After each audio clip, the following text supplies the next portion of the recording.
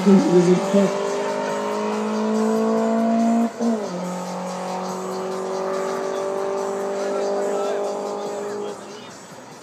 Кто уехал?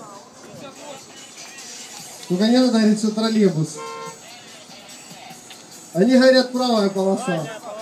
Ну ладно, хорошо, победила Honda. Ура! Красавцы, не, молодцы, ребята.